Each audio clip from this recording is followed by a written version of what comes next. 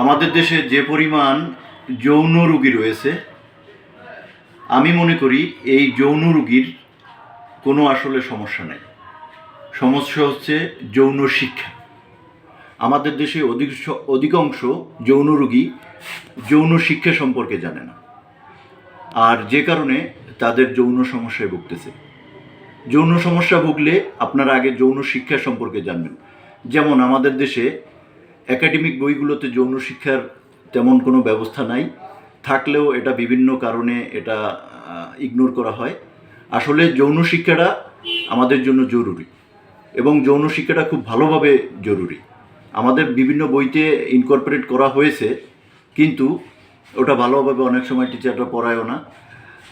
তাই বলি, যৌন রোগীর চেয়ে যৌন শিক্ষার অভাব রোগীর সংখ্যা বেশি। তাই আপনারা যৌন শিক্ষা সম্পর্কে জানুন, তারপর এই বিষয়ে সমাধান নিন। ধন্যবাদ।